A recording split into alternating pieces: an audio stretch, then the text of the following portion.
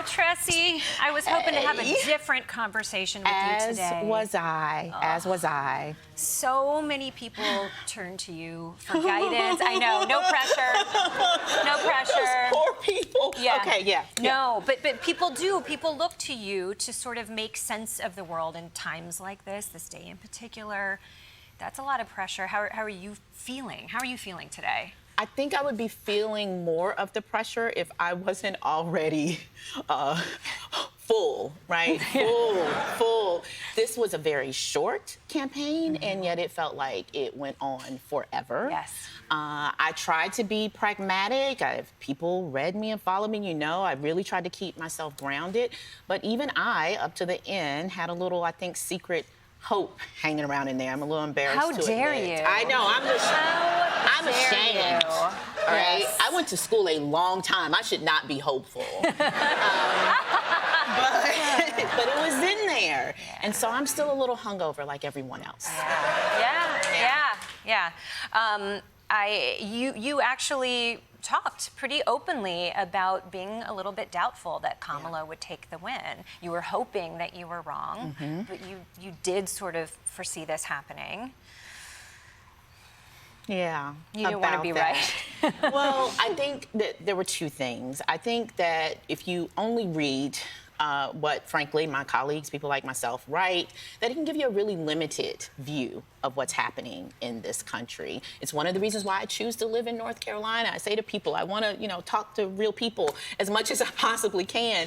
And frankly, I was talking to people, and they weren't nearly as terrified as I think the Democrats assumed that they would be. Of a Trump presidency. Of a Trump re-election. And that stuck with me, especially with young voters. And we've seen how well Trump did with young voters. It isn't that they didn't remember Trump's presidency. A lot of people misremember it. They misattribute what they remember as positive to Trump, when in fact it was just, government working the way government should, or that, they survived COVID. But they misattribute that to Donald Trump, and he is happy to take credit that he doesn't deserve. And that is also very helpful. He's shameless in that regard. So people misattributing their memories to a positive Trump era really worked in his favor, and I was hearing that from a cross-section of people. This was not just white voters, although white voters. And it wasn't just men. This was people of color. These were immigrants. A lot of people who just weren't terrified of Donald Trump, and the Democrats took as their default that people would be terrified of Trump being reelected, and that's how they campaigned. Why do you think they saw it that way so differently? I mean, they obviously had a different picture of what his presidency was like back then, but is it the news source? Is it Trump's messaging? Is it the way that he knows how to communicate to his base, the way he tells his story? For a lot of reasons. I think most of them related to just hubris and ego. I think those of us on the other side really need to believe that Donald Trump is just stupid and lucky. And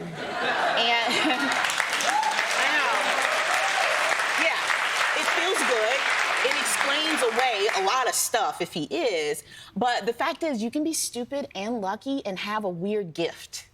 And he has one. What is his weird gift? His weird gift is he knows what people really want.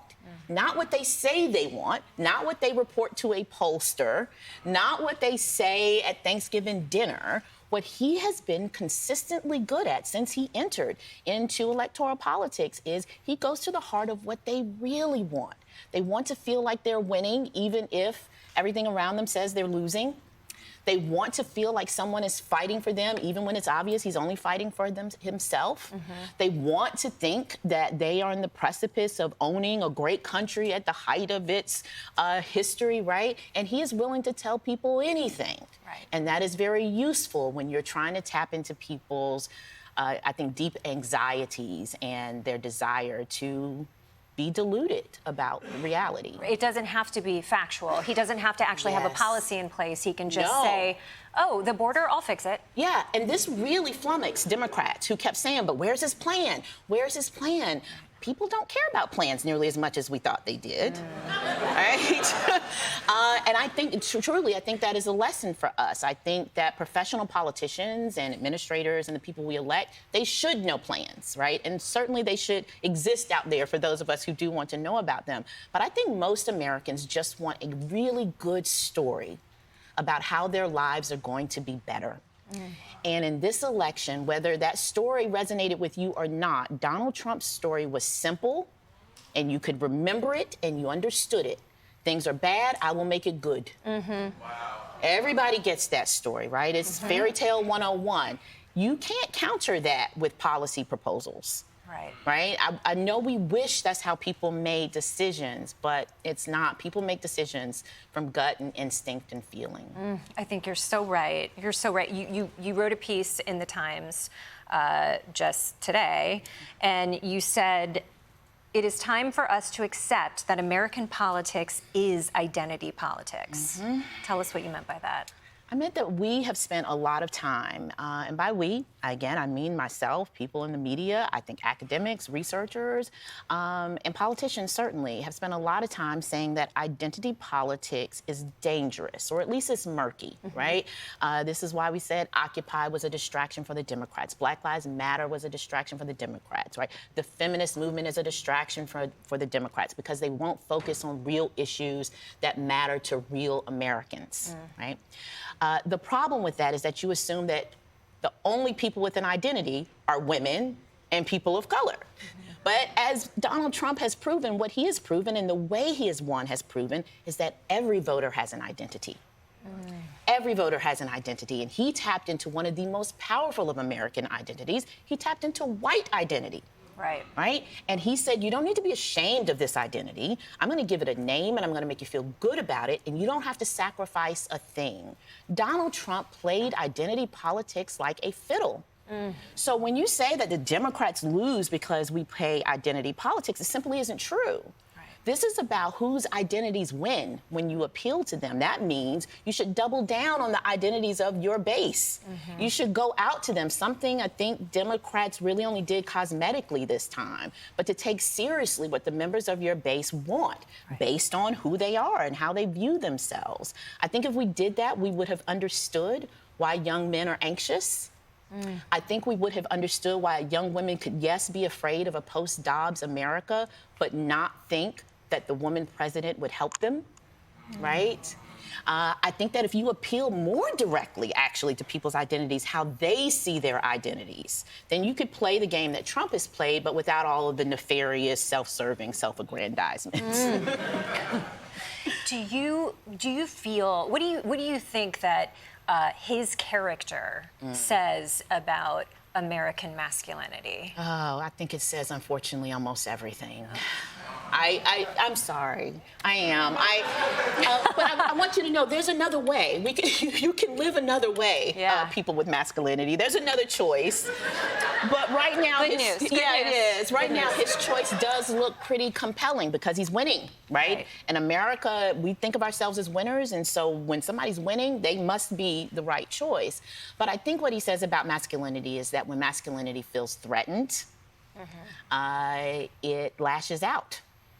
And when it lashes out, it doesn't care very much about who it takes that out on. What Trump embodies is just our national masculinity crisis of not knowing what it means to be a man when you can't rely on a job to define that, when you cannot rely on a woman's position to define you as a man, right? When you don't know what your role is in a family where everybody has to take care of the children.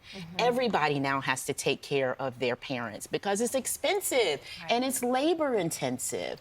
And he is promising you a version of masculinity where none of those things are happening. Now, it doesn't change the fact that those things are happening and they are coming for you. They're coming for all of us. But he is a nice little stopgap for people who want to continue to pretend a little while longer. Yeah. I find it's so challenging in this moment in time. I have a son, and I don't know how to explain to him that a convicted felon, a bully, can be president. Yeah. Like, what do you even say to that? You know what I find fascinating? I actually think children get it a little better than some of the adults do. I believe that. Because they do actually deal with bullies. I think some of the problem with adults, especially those of us who reach, certain places in life, we haven't been punched by a bully in a long time. Yeah. And We got to start getting gut punched a I'm little just more. saying. I'm saying it couldn't hurt. I'm going to rough up the crew later. I'm going to take that to heart. It's great advice. What do you think? There were a lot of women that voted for him. Yeah. Do you think that women were in denial about what he's been accused of? Are they ignoring his allegations? Do they believe it's not true, or are they just a willing participant in the patriarchy and believe that that's just par for the course? Yeah, when I'm not feeling generous, I go with that one, a Okay. tool of the patriarchy, for the record. When I am feeling a little more generous, I think that anxiety works on women too. Yeah. And I think that when no one is really addressing, the Democrats aren't either, by the way, aren't doing a much better job than the Republicans, aren't addressing our fundamental problems. Our fundamental problems are housing is expensive, childcare is expensive, caring for our parents is expensive. Our children, for the first time, probably won't do better than their parents, right? People feel that on a visceral level. But if nobody's giving you an actual solution to that, you will take what they are giving you. Right. And what Donald Trump is giving both men and women is an answer where at least it is clear what they are supposed to do. People don't like ambiguity. This wait, we'll figure it out. Wait till we get through our 10-point plan, right? Wait until we get back to the house. You'll see, it'll be fine. And all of that may be true, but that doesn't help you go to sleep at night. What Right. does help you go to sleep at night is a guy who says, forget all about that, right? Get you a man like me. You won't have these problems. See, look at Melania. She doesn't care about childcare, right? And that does look like God a love certain Melania. kind of solution. But I do think that the root of that is still anxiety about how are people supposed to make it. Right. How are you feeling right now in this moment in time? Where do we go from here?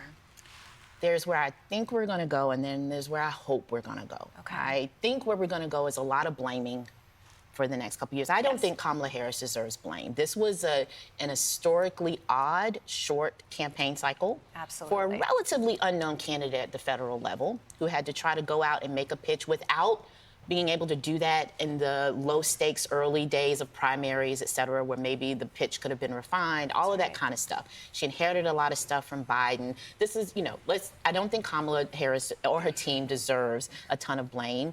I don't actually think Biden does either. This is just where we are. But I suspect it's going to be too attractive not to do the blaming. Right. Because the Republicans didn't just do well, they did very well. Yeah, they did. We're talking about Trump, but also the House, the Senate, some down ballot races. They did very well. What I think we should be paying attention to is that a lot of people were able to parse the difference between defending abortion, but also voting for Trump. Right. Right. That means people actually can do nuance. That to me is the upside. If you've got a Oh, good, okay. clear... That's not how I looked at it, but all right. No, thank you. That's helping. Is this something? People, if you give them a story that doesn't challenge their identity too much, they're able to split a ticket. I think that's good news for Democrats who are going to need a lot of split tickets coming up. And one of the things that I hope happens on the other side is I hope the Democrats go back and make peace with the people in their party who tried to say these are the things that matter to us. This is who we are. These are our identities, and we're the people who vote for you. Yes.